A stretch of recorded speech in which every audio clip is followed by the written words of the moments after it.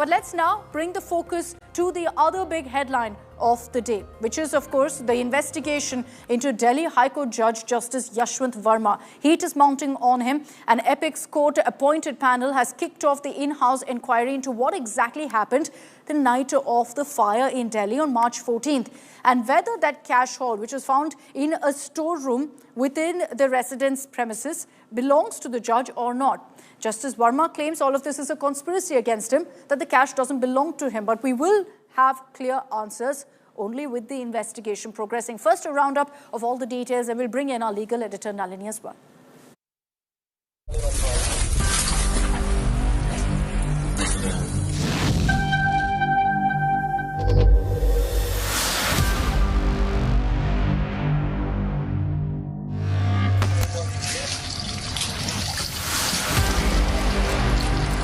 Wads of cash reduced into ashes.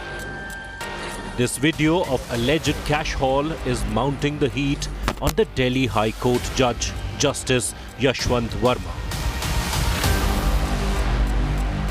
The judge has been derostered by the High Court and all judicial work withdrawn, while the probe into alleged cash haul is ramping up.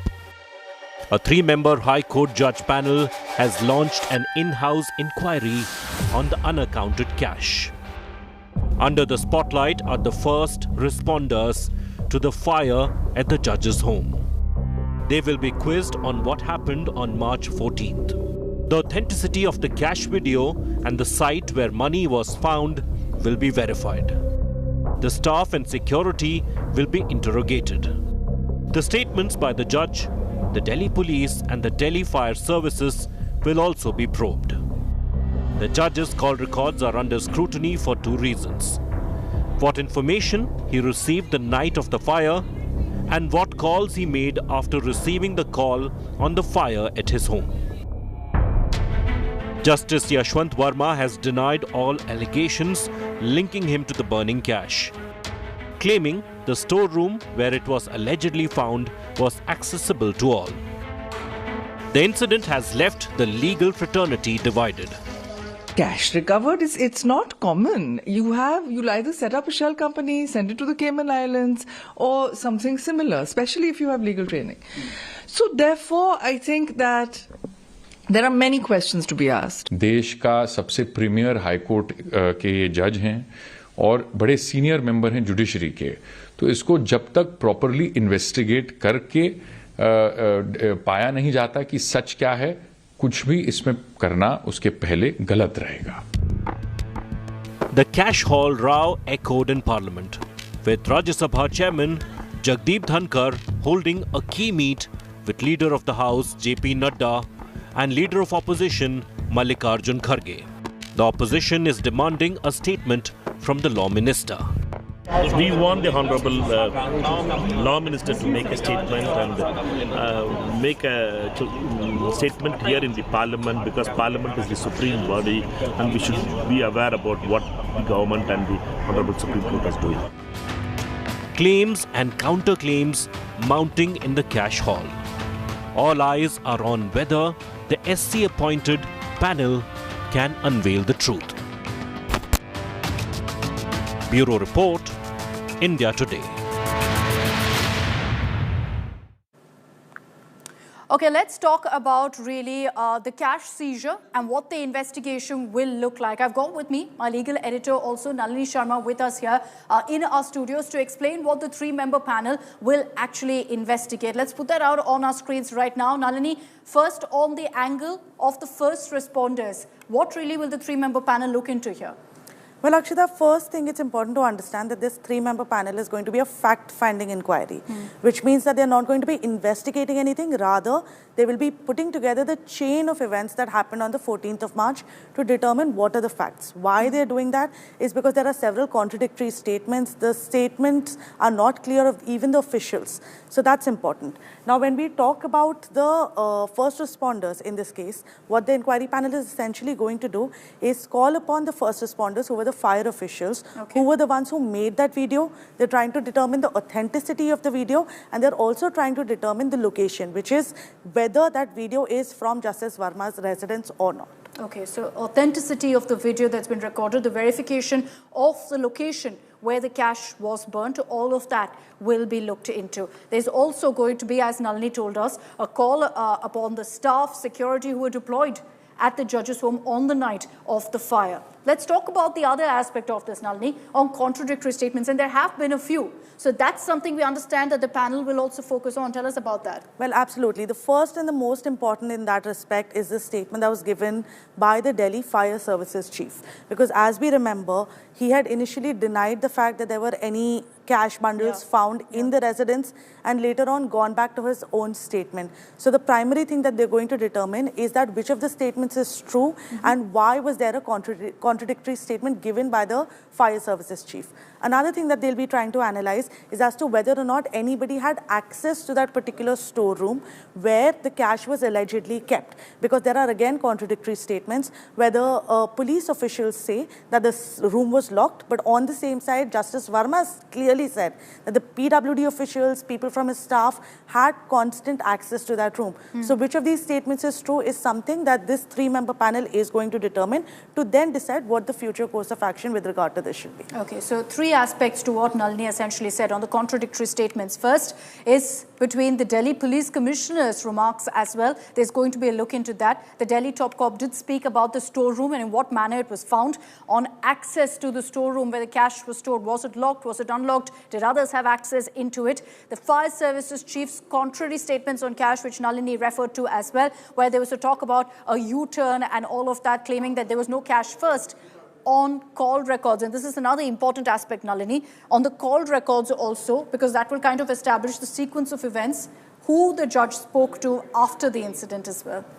Well, absolutely, Akshita, and that is going to be crucial, and Justice Varma has already been directed to not delete anything from his phone. That was put out by the Supreme Court in the press release and the details regarding the inquiry that they had put out. He's specifically been asked to not delete anything from the phone, which is going to be crucial to determine exactly who are the people who he spoke to when the fire occurred, who was the first person to inform him about the fire, and as soon as that he got to know about it, who are the people that he contacted, because on the basis of that, they will be able to determine whether or not the cash even belonged to Justice Varma, because Justice Varma has clearly stated that neither his staff nor his family members informed him about finding any cash when the fire had occurred at his residence. So it's really crucial to determine what kind of phone conversations happened during that time, because Justice Varma was not at his residence, he was not in Delhi, he was traveling out of town, so all his conversations would have happened over the phone. It remains to be seen what the committee finds regarding these facts,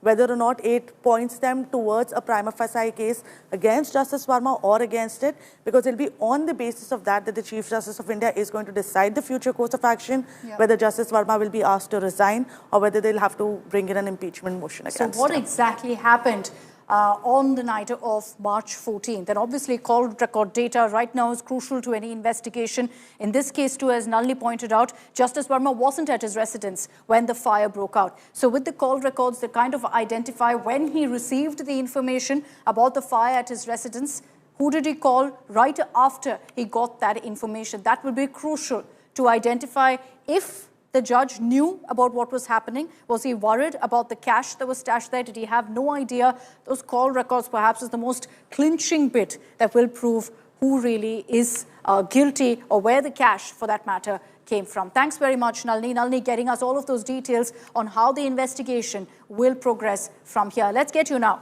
Breaking news coming in.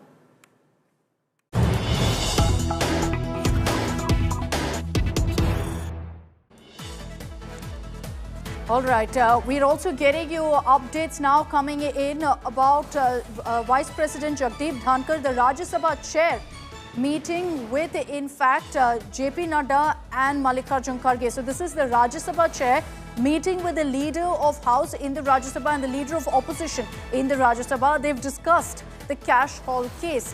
And Jagdeep Dhankar, speaking on the same, has said that the CJI, the Chief Justice of India, has made material available in a transparent manner so far, and has also said that there must be a detailed investigation. Let's play out for you what Vice President Jagdeep Dhankar said.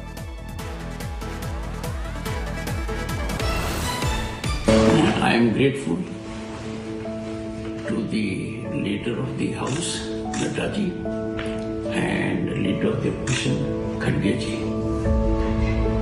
We had meaningful deliberation about the issue that is agitating the mind of judiciary. It is for the first time since independence that a Chief Justice has, in a transparent, accountable manner, put all material available to him in public domain and shared it without keeping anything with the court. This is a step in the right direction. Constitution of a committee by the Chief Justice of India and the alertness he has reflected is also a factor that needs consideration.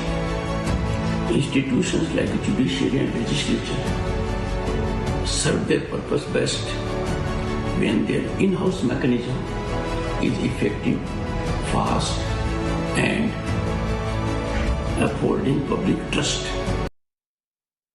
So that's a message that came in from the Vice President as the Rajya Sabha Chair, Jagdeep Dhankar, met with the Leader of the House in the Rajya Sabha, JP Nadda, and the Leader of Opposition in the Rajya Sabha, Mallikarjun Kharge, to discuss this crucial issue of a cash haul from a judge's residence. But the biggest question mark right now is over the cash, where it came from, in what manner it was found. And there are a couple of statements on the storage room. And perhaps the state in which this storage room was found will confirm to us exactly where this cash came from. The Delhi Police Commissioner, the Delhi top cop, has said that the storage room was found locked. This is his version. Justice Varma, in his statement, remember he's given a statement and his version of events to the Delhi High Court Chief Justice. He says that the room was unlocked, it was accessible to all, which is why I don't know whose cash this is. Now, the Delhi High Court Chief Justice, in his report, has said very clearly that those living in the bungalow could only access it, as far as I know, as far as I could see, he says prima facie. Now, the Delhi Police Commissioner, in his report to the Delhi High Court Chief Justice, says the room was adjacent to the guard room. So, in fact, the CRPF used to stay there close by, and the storage room was locked. Justice Varma says that useless household items were kept in that room and it was open at all times. Now, the Delhi High Court Chief Justice, based on these versions and what he saw, has said that it seemed that it could only be accessed by those in the bungalow. So he refers to servants, gardeners, the Public Works Department officials who are there, all of them only could enter.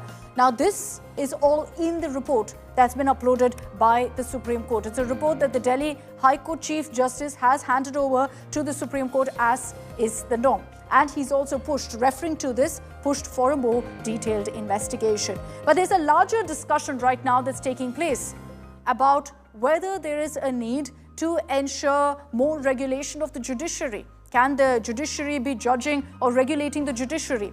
Now, here's an important aspect that we thought we should also put the spotlight on. As far as assets of High Court judges go, less than 7% of High Court judges actually disclose their assets. And that's a very worrying number, because then there's questions about how they can actually be transparency when we don't even know what kind of assets they own. 763 High Court judges are there. Out of that, a mere 49 have actually made declarations on what assets they own. So when we break that down, it's less than 7%. It's not mandatory for judges, mind you, so they're not in violation of any norm or any law. Public asset disclosure is not mandatory.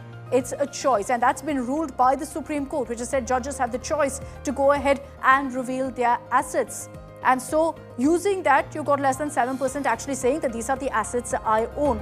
Now, in the Punjab and Haryana High Court, 29 out of the 53 judges have declared their assets. We peg this as one of the higher ones. The other high courts, there's very few judges who have actually put out their details. For example, the Delhi High Court, 39 judges in the Delhi High Court, only 7 have declared their assets. Now, of course, there's a big spotlight on the Delhi High Court, considering Justice Yashwant Varma and this entire controversy surrounding him.